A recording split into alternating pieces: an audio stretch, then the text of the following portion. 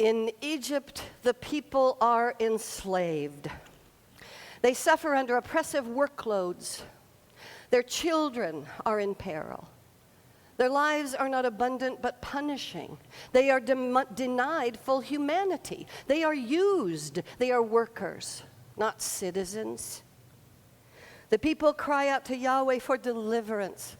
And lo and behold, Moses meets God in the burning bush, and one thing leads to the next. The Israelites' pleas are answered. The sea parts for their passing, an army drowning for their deliverance.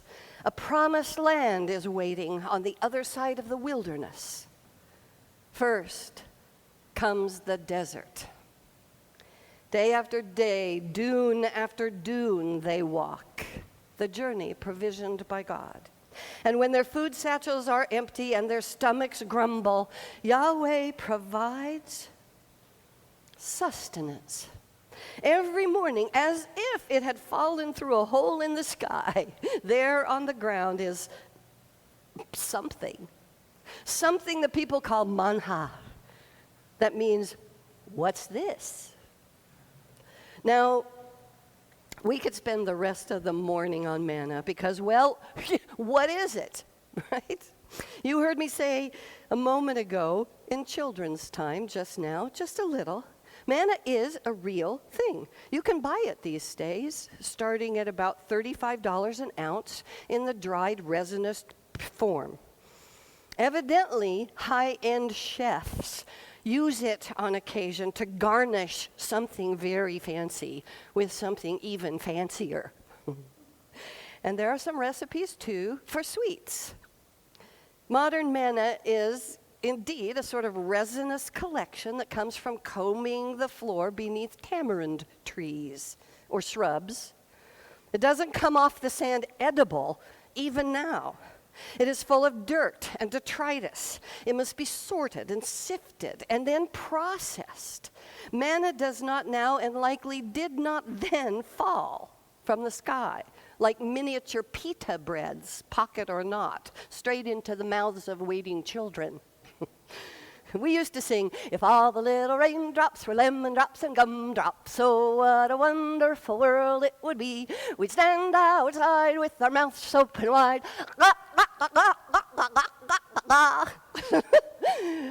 It wasn't like that. It wasn't anything like that. It had to require tremendous effort to feed a family on manna. Now, some of you may be wondering about the quail in the story. You remember well.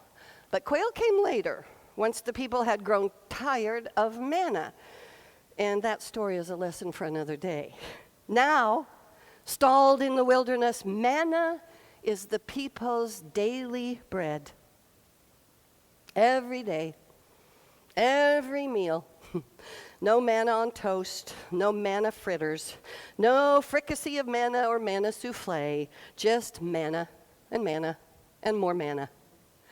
No wonder they began to daydream about juicier times, about cucumbers and onions, garlic and leeks, roasted and toasted and battered and baked. They yearned for remembered delight.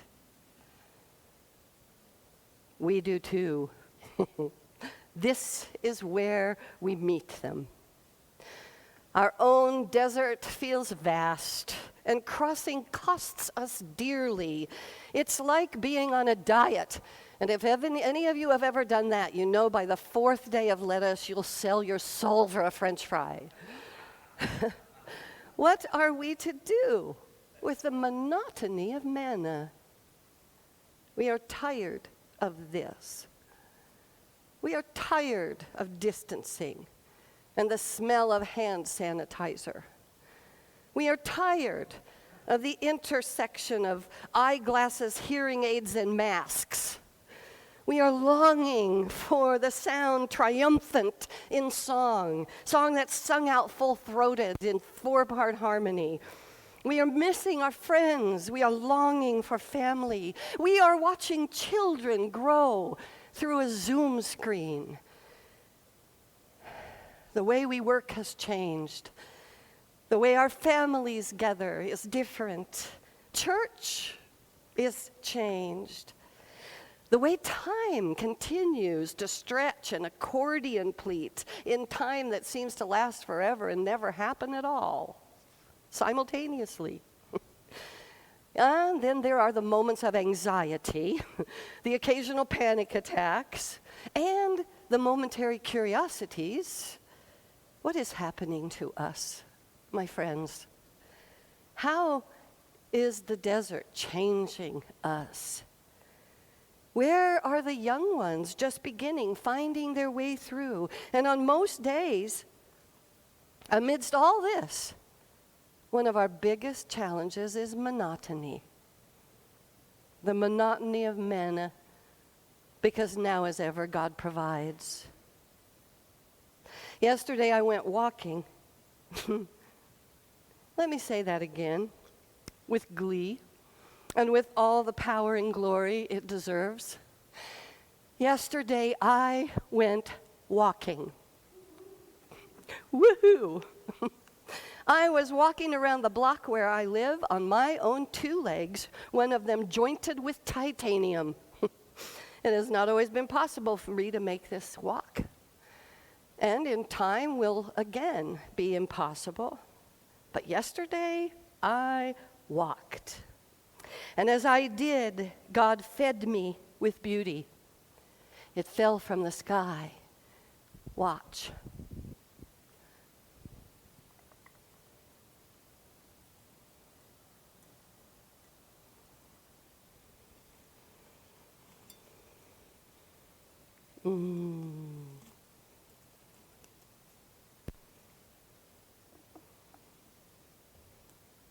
Why not?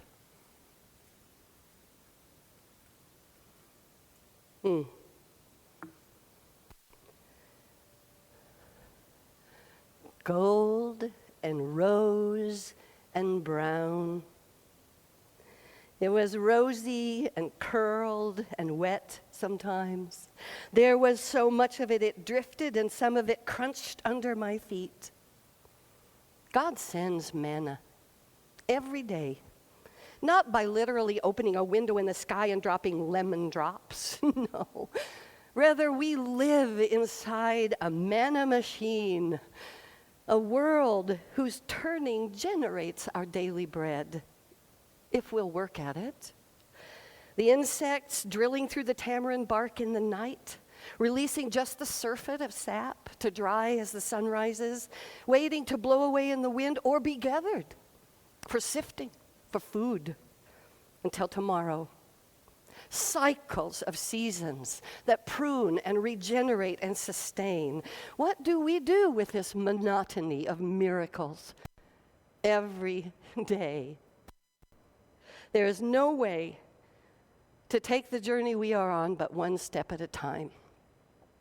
One day at a time. And we will use every trick we've got, one trick at a time, to make it through. We share wisdom. We bake cookies. Are we there yet? Is there a promised land? Let us not doubt it. Let us not lose hold of manna after this long trekking. Let us help each other look up and look out and look under and over and around. One day, beloveds, we will look behind at the trail of what we have jettisoned on the trek. Some of what we have lost will sting, no doubt. Some will cause us laughter. We will be free to decide which of our desert habits we want to keep and how fully we want to go backward into the time we sometimes yearn for. But the time we have learned was a trap for many of us. We are breaking bonds of enslavement to what we counted necessary in the time before. And we will know more about that in the fullness of time. And this is not easy, my friends. It is easier for a camel to go through the eye of a needle than for those of us who are accustomed to luxury to put it aside for the good of the future. And all those commandments in the world cannot change our hearts. All the commandments can only change our behavior. It is hard work to let go of enslavement. It is hard work to live on manna. It is monotonous because it is regular, reliable, unchanging, eternal. It is hard work to reach the promised land, to build the kingdom of heaven. None of it is falling out of the sky, except that it does, like the simple, natural beauty of leaves in the fall. God still provides daily bread. Glory be. Amen.